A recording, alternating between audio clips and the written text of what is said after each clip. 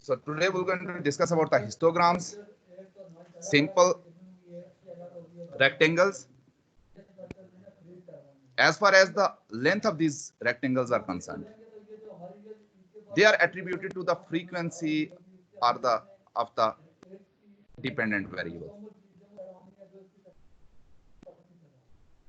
For example, how many candidates you have in a specific class, subclass. So it depends on this.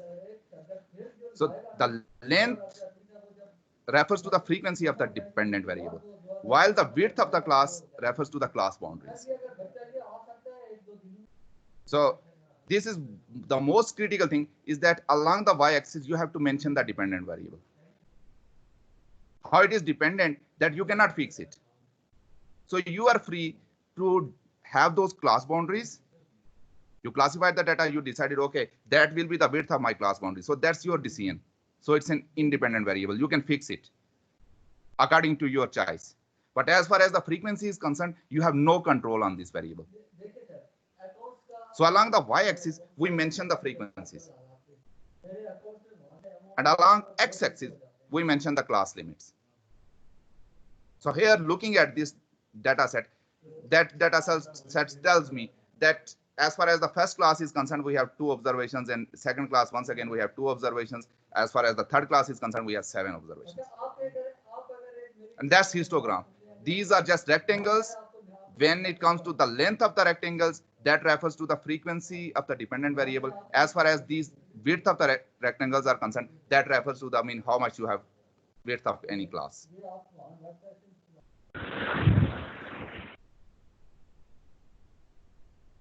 So that concludes my discussion on histogram. Do you have any question? And now it's line chart. The most important thing regarding the line chart is that line chart are the most useful and they are most frequently used charts when we discuss something with reference to time. And they are the most suitable diagrams to present the data when you have something in relationship with time.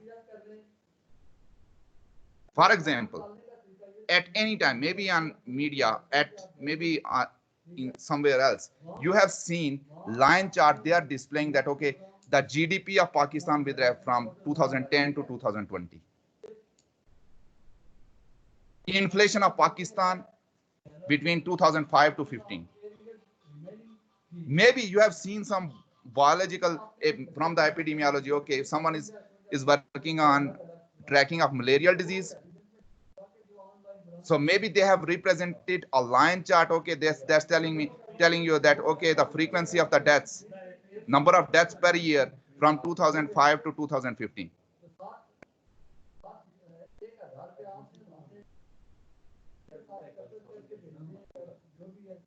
When you refer something with the time and these line charts, what's the objective of telling something with respect to time? That we want to see the trend.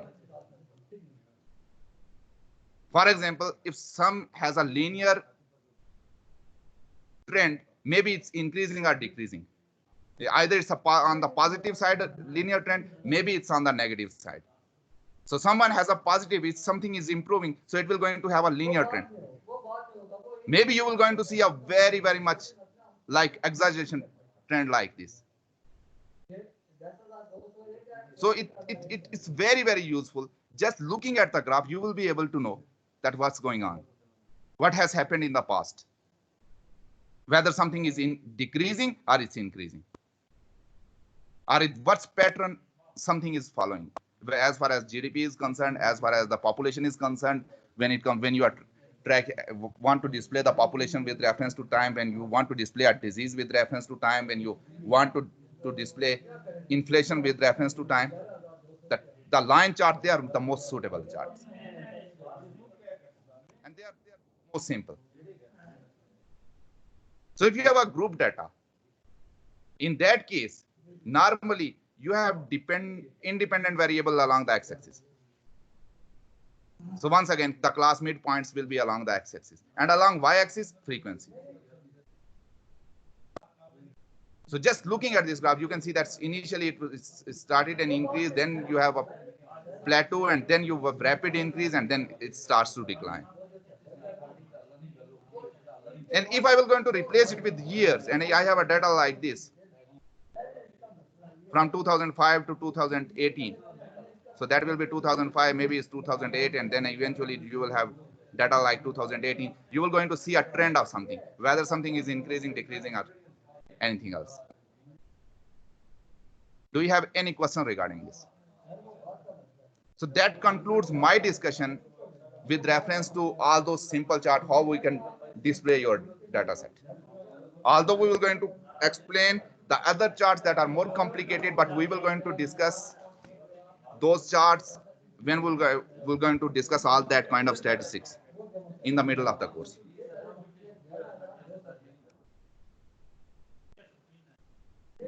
And now we'll move on to another section, that is the descriptive statistics. I told you, as far as the statistics is concerned, there are two main branches. One is the descriptive statistics and other one is the inferential statistics. Descriptives refers to when you describe a data set. How you describe an information, the only two things are required. One is that you need to give information about the center of that information. So one refers to the center of that information, and other thing is that how much the information is being dispersed. And that concludes the descriptive what is required. For example, if this is an element, this can be anything. So this tells that, okay, that's the center and how much the information is dispersed. If you have information like this, you can, with authenticity, decide that, okay, this is information, how this information looks like, and these are the boundaries of the information. So if you need to describe any data set, you only need two things. Either first, you need to tell about your reader that what is the center of your information. And that is very, very much informative. And the second thing is that you need to tell about the dispersion. And we're going to start discussing how we can describe the center of a data set. So instead of looking at each and every observation, if you tell your reader about the center, he will know that, okay, the unit. And that facilitates the understanding of data set without going in much more complicated details. Can you hear me properly? Because there is an icon on my desktop showing that it's. Can you hear me properly? Yes, sir. Okay. So, center of data set facilitates the understanding. Your reader do not need to read entire data set. If you tell the information about the center, he knows that, okay, this is the center of data set, and around this, the information revolves. And people, they sometimes name that things are the averages. So if you have an average of one data set, if you have an average of two second data set, and if you have an average of third data set, that facilitates the comparison. So rather than looking at each and every observation, you use the central value and you carry out comparison. So there are various ways we can find the center of any data set. The most common and the most frequently used method to know the center is to calculate it through arithmetic mean or simple mean. Another way to say it, a lot of people, they use the word like average. And you are all familiar how to calculate the average because you calculated it so many times in your life.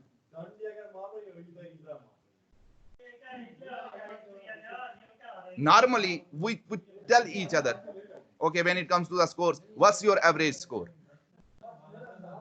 What's the mean of your score? That gives information that at which category some students is standing when it comes to the scoring. Understanding of a subject. So that's the mean. That's the most frequently used method to find out the center.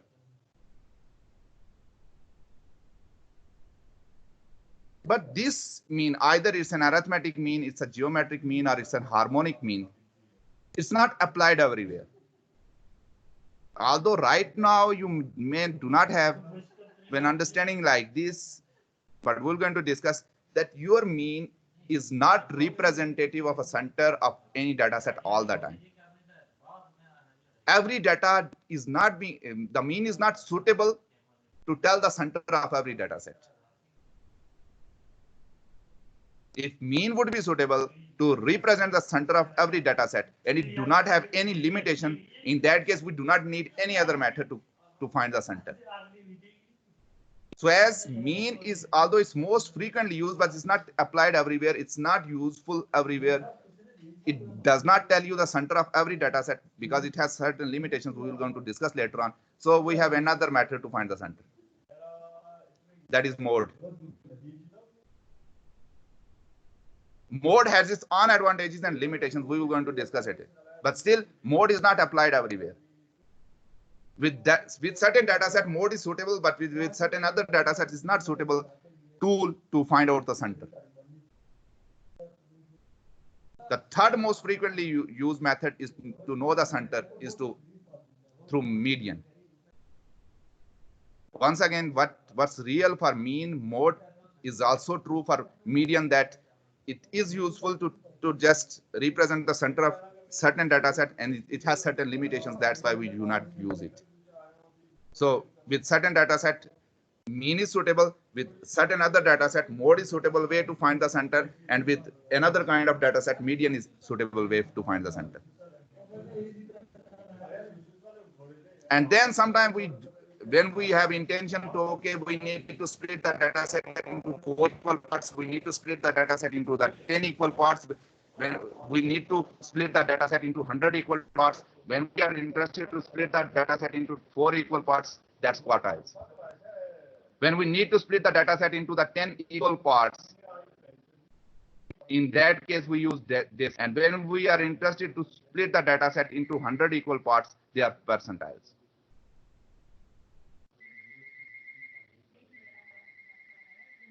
So the last is that it's your data that tells you. So it depends on your data set, which is the most appropriate and the suitable choice to find out the center. From these available options, you have to choose one option. But that depends on your data set. Whether it's suitable to represent it through median, whether it's suitable to represent it through mode, whether it's suitable to represent it through mean. So we're going to start with the simplest mean, that is the arithmetic mean.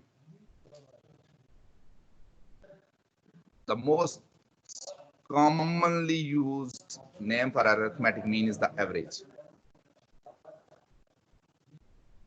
And how we define the arithmetic mean is the sum of magnitude of items divided by total number of items. Another simple way to define an arithmetic mean is the sum of all values divided by total number of values. So you just need to add all those values. In the first step, just add all those values and then divide it by total number of values. And total number is being represented by n. In this formula, x1 refers to the value of your first observation, x2 refers to the value of your second observation, and maybe it depends, although number of observations vary from data to data. So on a journal scale, when you are writing the formula, xn refers to n number of observations. So that this will be the last observation. So in the first step, you need to add all those observations and then divide it by the total number of observations. So that's the way. This symbol, this is the summation or the sum symbol. So in statistics, at any time when you are going to see a symbol like this, that refers to the sum. That means add everything.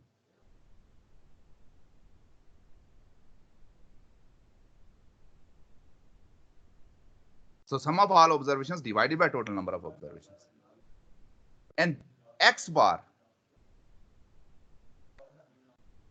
Do you remember what it means by the X bar?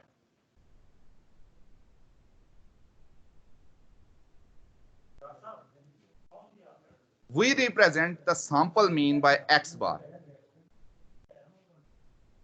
And we represent the population mean by mu. That will appear like this. So either the symbol can be mu if data is from the population, or it can be X bar if data is from the sample. So mu or X bar. So as they are discussing with reference to a sample, so X bar is the symbol that represents the arithmetic mean. X refers to the any observation, so X1, X2, Xn, and N refers to the total number of observation. If you are taking the data from the population, here that small n will be replaced by the capital N, because that will be from the population. So if instead of X bar you have a data from the population, you will going to use the mu, and here you will going to, it will remain as it is, it will be same, but here instead of that small n, you will going to use the capital N. And this is the formula to calculate the arithmetic mean when you have an ungrouped data. When your data is not being classified into the classes and sub and their frequencies. So this formula is applied for ungrouped data. I'm trying to play with this mouse, not still good enough to write well. Okay. And if you have group data, in that case, the symbol will remain as it is. If the data is from the sample, X bar, population mu, and then summation will remain as it is. You do not need to go in all those complex stuff, K, I, capital L, just leave everything that refers to the sum. And then in group data, normally you have frequencies. So F refers to the frequency and X refers to the magnitude of any observation. So it's the multiplication of the frequency with the magnitude of that observation, and then you have summation, and that refers to the sum, and then you have to divide it by the sum of frequencies. And this formula is used for group data, where you have the classes and their frequencies.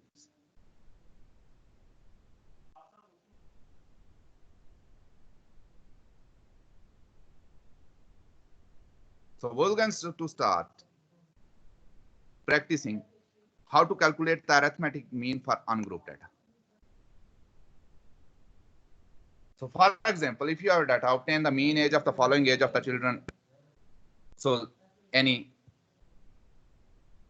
that's the data from any clinic in which you have these values. These refers to the mean age of the, these refer to the all those observations that refers to the age of all those children that were entertained in a specific clinic. So your first observation is 2, second is 7, third child was 8-year-old, the fourth one was 2-year-old, then you have 7-year-old child, and then you have 3-year-old, and then 7. And if someone asks you that calculate the arithmetic mean, you know that if this is data from the sample, so you just need to represent it by X bar, and then you have a formula like this. Summation X divided by N. So in the first step, you need to add everything. Add the magnitude of every observation. So my first observation is 2, and then I need to add it with 7. My third observation is 8.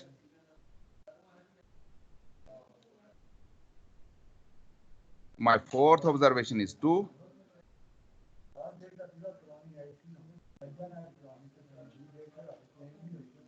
And then my fifth observation is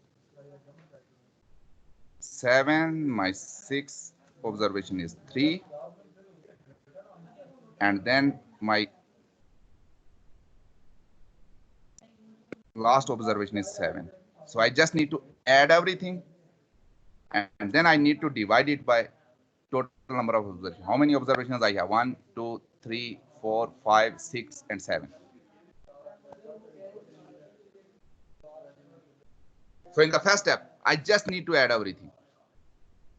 7 plus 3, 10, 17, 19, 27, 34, and then 36. So my sum of all observation will be 36 divided by 7.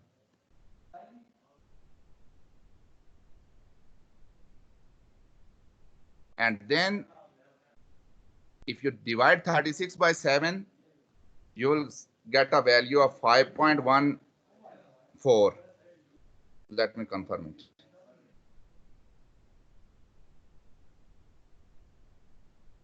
5.14 is exactly same. So your mean is arithmetic mean for the ungrouped data is 5.14.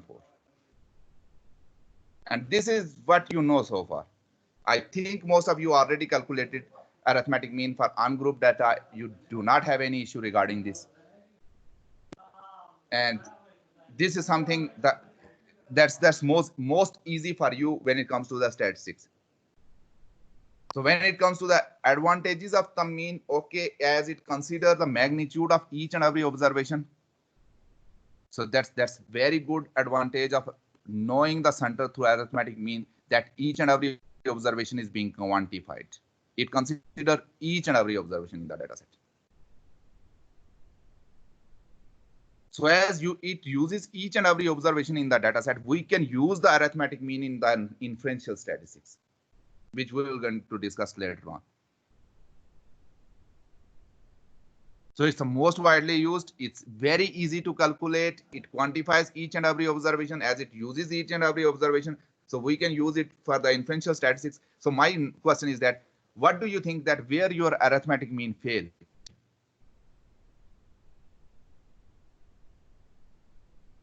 Because if arithmetic mean is suitable, because it's very easy to calculate, suitable for every data set, in that case, it's suitable to, if the arithmetic mean is suitable to tell the center of every data set, in that case, you do not need any other tool to know the center. So what's the limitation of this? Because when you look here, it's telling you that the center of data set is 5.14. If I will going to sort that data set into the ascending order, my first observation will be 2. My second observation is 3. There is another observation with the 2 as well. So I have a couple of observations with 2, and then I have one observation as 3, and then I have another couple of observations at 7, and then I have another the highest observation in my data set is 8.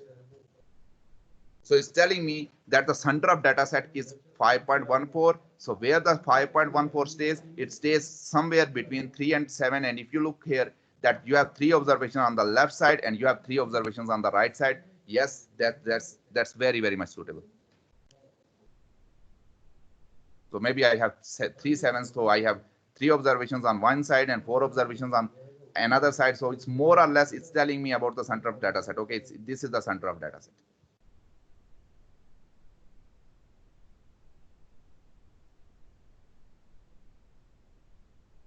So if you look at this data set between 2 and 4, more or less the center is always at 5 or 5.14. That's very much desirable.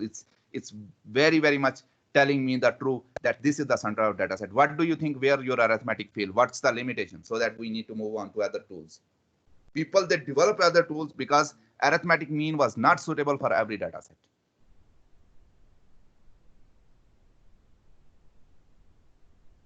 Can you hear me? Yes, sir. Yes, sir. Okay, then answer this question. Sir जब हमें कोई percentage show करनी हो या कोई time series वगैरह हो तो उसमें ये फेल हो जाता है. How? I seriously disagree.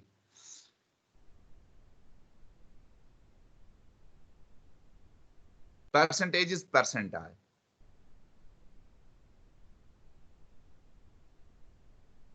Time, not at all an issue. For example, although with reference to time, you have frequency, so you can calculate it for group data using the formula of group data, no issue.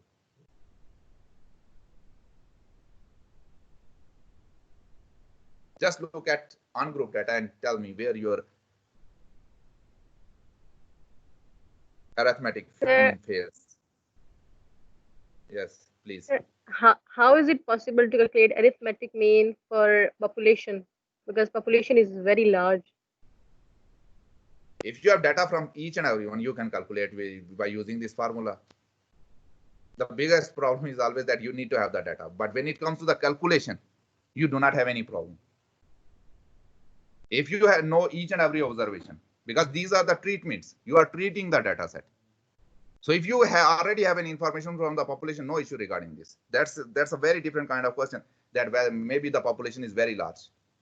So that is a hurdle, that is a limitation when it comes to the data collection. But when it comes to the knowing the center, in order to know the center, you need to have each and every observation. So if all those observations, they are on the table, you can just use the formula. Maybe it will take a little bit more time, but very, very easy to calculate. I can calculate the arithmetic mean of the height of your all the students of MSc second semester, no issue, zoology, enrolled in Mirpur University. Even if someone will give me the data of entire district Mirpur, no issue, I will going to calculate the arithmetic mean, very easy. Failure is always a technical failure, because the purpose of arithmetic mean is to give information about the center. The purpose of every average is to tell the information about the center. There is no other objective. So where it fails to tell you about the center, that's my question.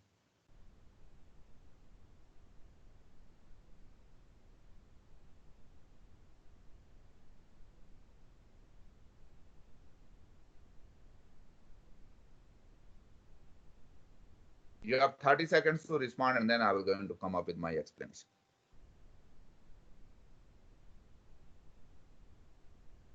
Just feel comfortable. Gentlemen, do you have any other logic? Do you have any other argument?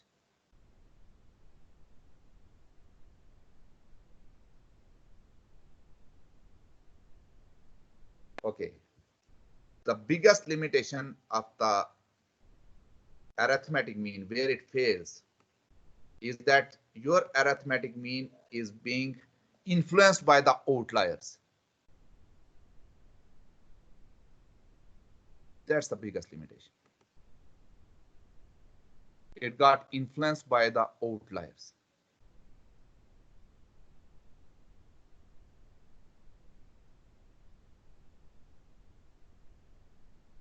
Okay, I am writing very well using this mouse. I'm very happy. So outliers. What do we mean by the outliers? They are referred to the extreme values.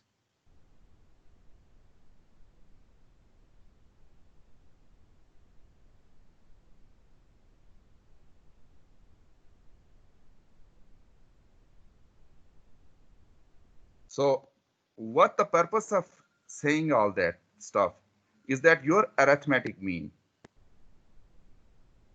is being dragged by the extreme values. It got affected by the outliers. And when you have outliers in your data set, they will going to push the arithmetic mean from the center towards one side.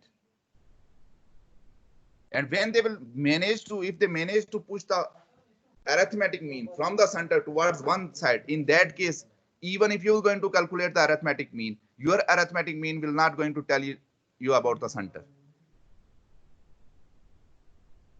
So for example, with all those values, if I have a value like, okay, 315. So I have all those observations, 2, 7, 8, 2, 7, 3, 7, and then my last observation is 315. And now just try to calculate the arithmetic mean. Just do it very fast. Use your calculators. Add all those values. So what I will going to do, I will going to add 315, because now I have added another value, that is 315. So 315 plus 2 plus 7 plus 8 plus 2 plus 7.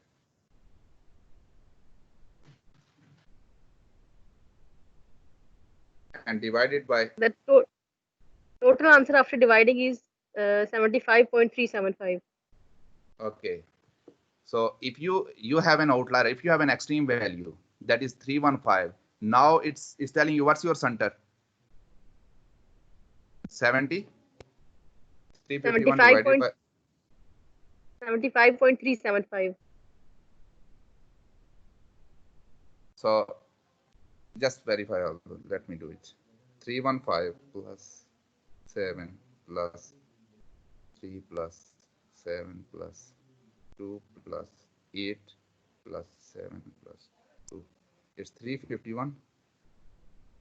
And no, now you need to divide it by 8 because previously we have 7 observations and now we have 8. So your summation x will be 351. So please verify all those calculations. So summation x will be 351. And previously you have 7 observations in the data set. Now you have 1, 2, 3, 4, 5, 6, 7, 8. Now you have 8 observations. And if you divide 351 by 8, your value will be 43.87.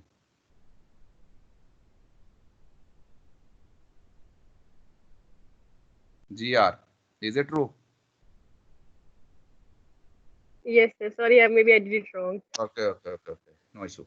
So just feel free. So now it's telling you that the center of your data set is at 43.87. So if I will going to sort that data set and I will going to add this value here. So now it will be 315. So just remember. So you have first observer. I just sorted the data set into the ascending order. So my first observation is 2. My second observation is 2. My third is 3. My fourth is 7. My fifth is 7. My sixth is 7. And my seventh is 8. And my ninth is 351. So it's telling you that the center of your data set is at 43. So 43 must be between 8 and 357. So do you think it's the center of data set? Now, an extreme value on the higher side has managed to drag because where the center should be. If you have 8 observations, so 2, first, second, third, and fourth, and your center must require to be somewhere here between 7 and 8. So it must be somewhere at 7.15. That's here because now you have 4 observations on one side and 4 observations on another side. So the desirable, if your arithmetic mean was appropriate for this data set, he must need to come up with a value that must be between 7 and 8. Because if you split that data set, if you just sort that data set, you have 4 observations on one side and 4 observations on another side. But just having an extreme value in your data set, that extreme value has managed to drag the mean towards the higher side. And now it's telling you wrong. That okay, the arithmetic mean is telling you that the 43 is the center of data set. That's wrong because on one side you have 7 observations and on another side you have only 1 observation. And that cannot be the center of your data set.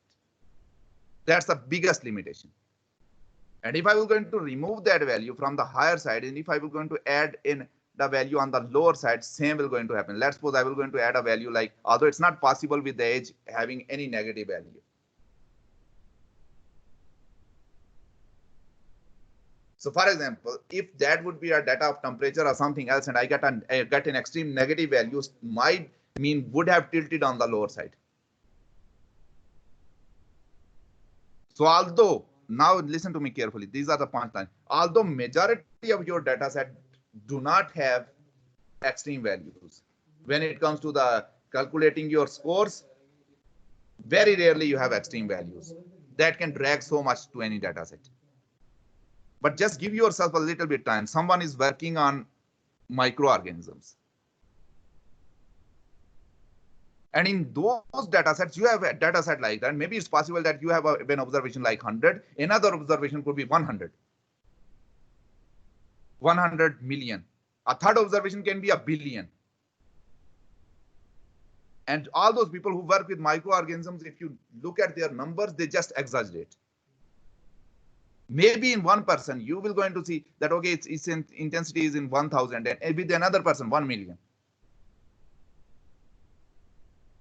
So in those instances where you have outliers in your data set, where you have extreme values in your data set, your arithmetic mean is not at all a suitable tool to find out the center, because it's not giving you the right information about the center of your data set. Rather, it is being dragged by the extreme values. And if you will going to calculate the arithmetic mean for that data set and represent the center, in that case, you are doing wrong. Is it clear? Do you have any question regarding this? Just feel comfortable and ask. Yes, sir, I That have a question. Yes. Sir, as you said, like extreme values, we calculate 43.87. We can't find any arithmetic mean in this value because it is extreme value. Then how it is possible to find the arithmetic mean in population? Extreme value is one thing and the population and sample is another thing. First, my first argument is let me switch to.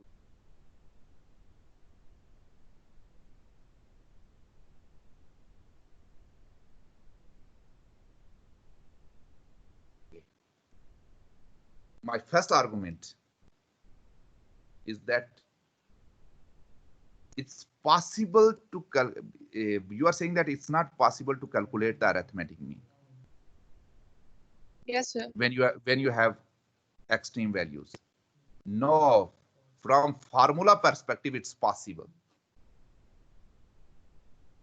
Because when I have added an extreme value, I still managed to calculate the arithmetic mean by using the same formula. There was no problem with that formula.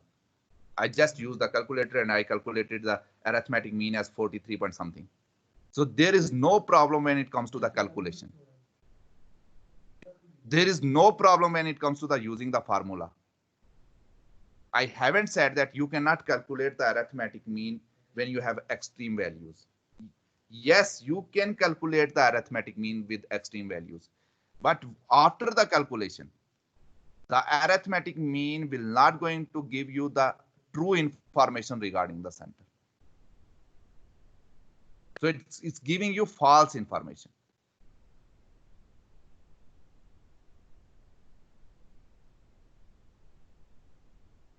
Even using the previous example, where you have where your data set included observations like this 2, and then you have a 3, and then you have 7, and then you have another couple of observations at 7, and then you have a last observation at 8.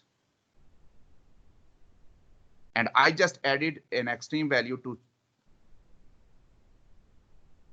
tell you how it's not useful. That was 315. So after calculation, there was no problem. Arithmetic mean calculated the mean that, okay, the center of data set is at 43. So 43 is somewhere here between your last observation and the second last observation. That is not the center of data set. Center of data set must be somewhere here. That's the right option. But now your arithmetic mean is telling you that center is somewhere here. This is towards the higher side. That's not the center of your data set. Center must be somewhere here.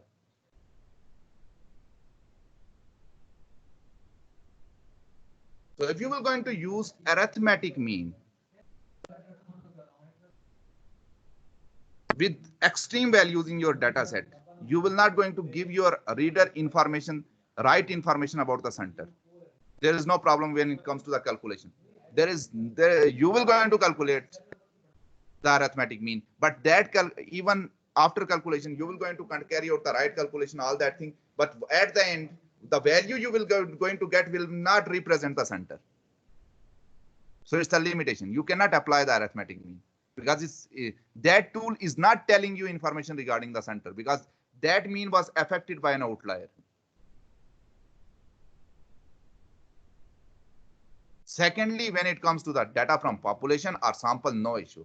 It's possible that you may have an extreme value from a data that has origin as a sample. That is a sample data. And it's very much possible that you may have an extreme value in a population data. That has nothing to do with sample or population. Rather, that has nothing to do with the size of your data. It's possible to have an extreme value in a very large data set. It's possible to have an extreme value in a very small data set. Although the effect of extreme value in a very large data set is very much reduced, and I will going to discuss it later on, and it's possible that maybe you have a very large data set and you do not have any extreme value. It's possible that maybe you have a small data set and you do not have any extreme value. It's possible that you have a small data set with an extreme value. It's possible that you have a large data set with an extreme value. It's possible that your data is a sample data and you may have extreme value. It's possible that you collected a sample, you do not have any extreme value. It's possible that you have a data from population and it has an extreme value. And it's very much possible that you may have a data from population and do not have any extreme value. And I will going to use an example of your class. If I will going to calculate the age, and I will going to just take a sample, even looking at you, I will not going to get any extreme value from the sample. And the same is true when it comes to the population. From those you 50 people, none of you have by age like 120 that can drag the entire data set.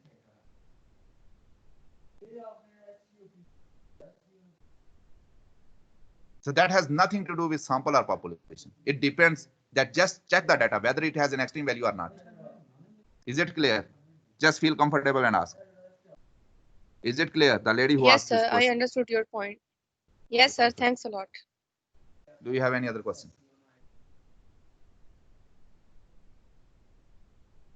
Just feel free.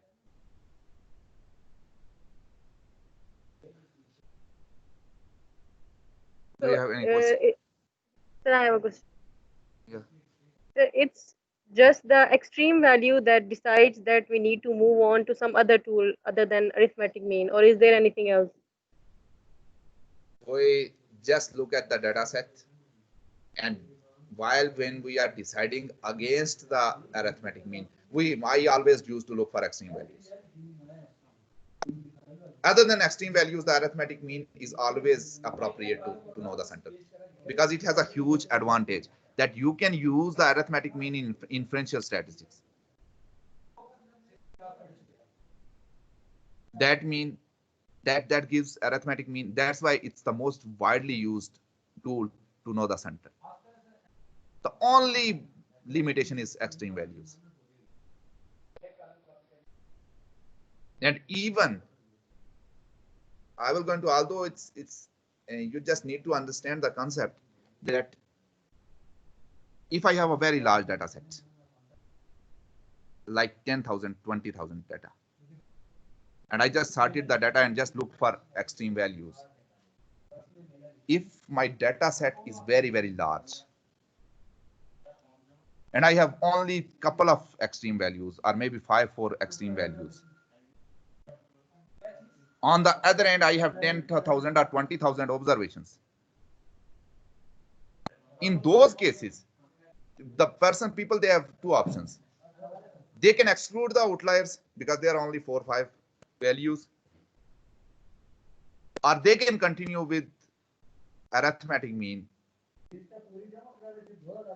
with those outliers, because they will going to fail to drag it.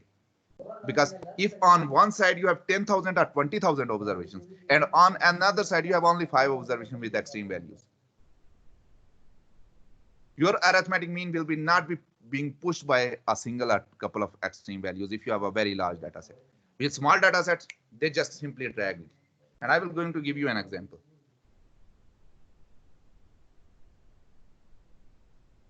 Let's suppose, is it visible on your screen?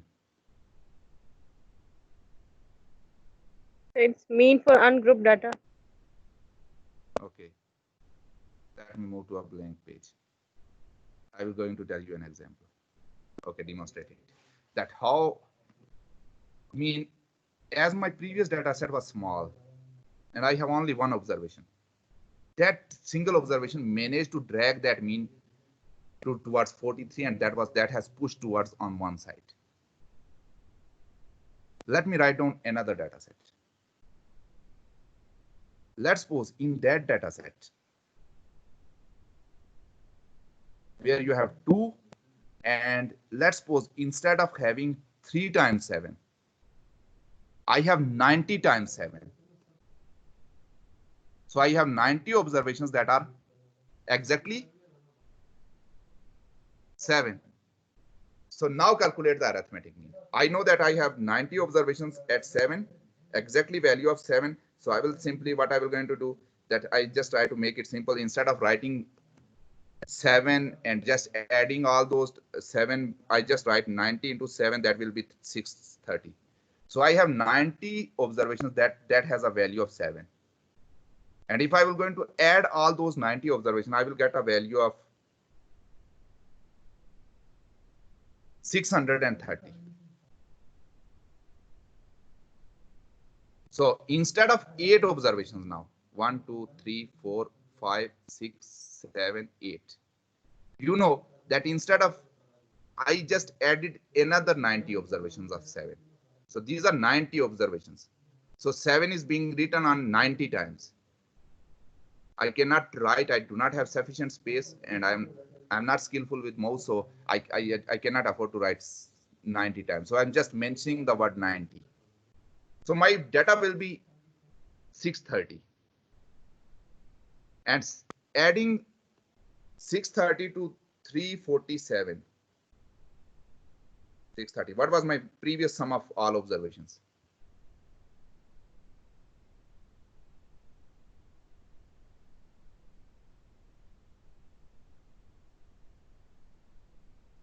That was 351. 351. So if I will going to add all those observations, 90 times an observation like 7, and then I added 351 because I have my previous summation x was 351, so that will become 981. My sum will be 981. Summation x. So my summation x will be now 981. And I just kept my outliers as it is, 315. And now my n will be, instead of 8, as I added 90 more 7, so my now will be 98.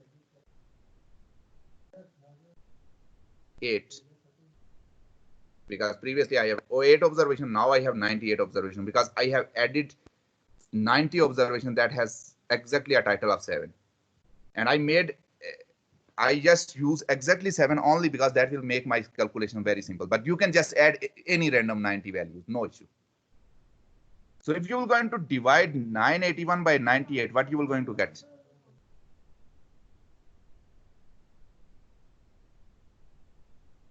$10.01 if I'm not wrong. Okay, 10.01. And have you got my point now? Yes, sir.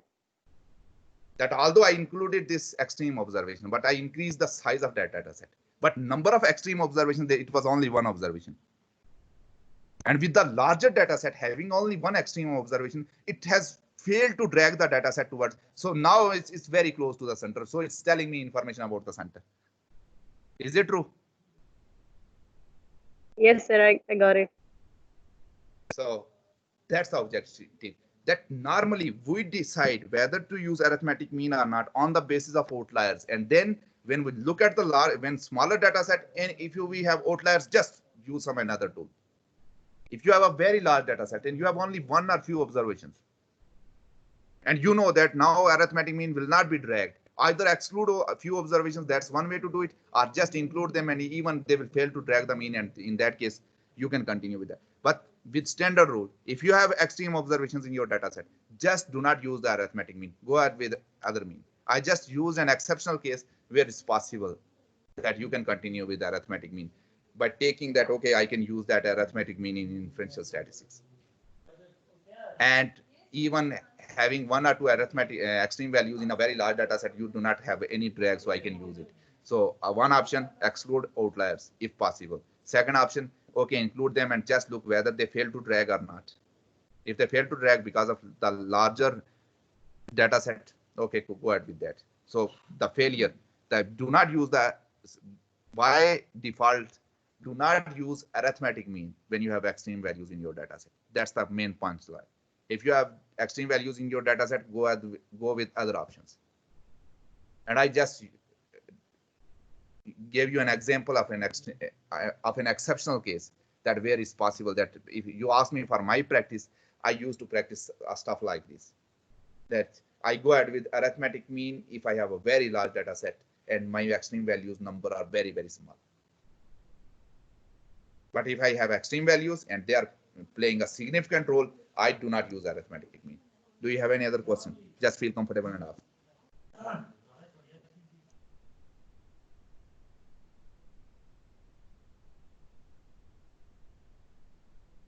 Just feel comfortable and ask.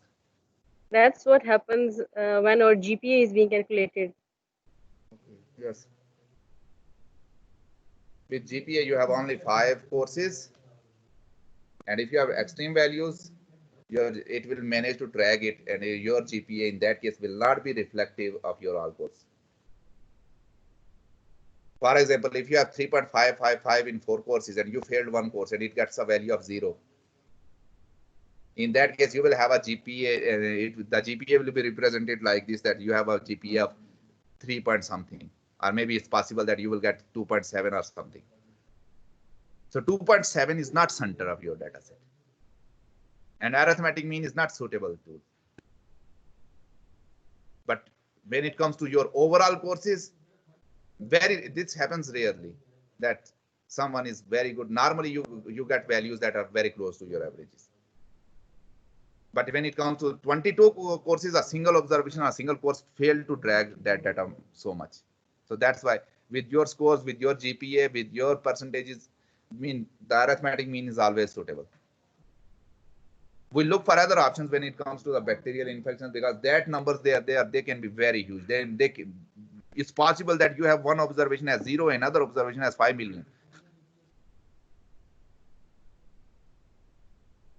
Maybe some observation 10, 15, 20, and another observation maybe you'll get a value of like 10 million. When you are working with, when it comes to the counting number of live cell or death cells, so when you are counting the cells, their number is always huge. RBC count number is huge. There you can see a huge fluctuation and huge outliers, and they are significant. So arithmetic mean cannot be suitable for them. Is it clear? Yes, sir. Do you have any question? You have 1 minute to ask, and then I will going to dismiss my class. Any volunteer, anyone who wants to ask any question, just feel comfortable and ask. Even if you hesitate with mic, you can just write down on the section of chat. I am here to respond it. You have 2 minutes, and then I will going to dismiss the class.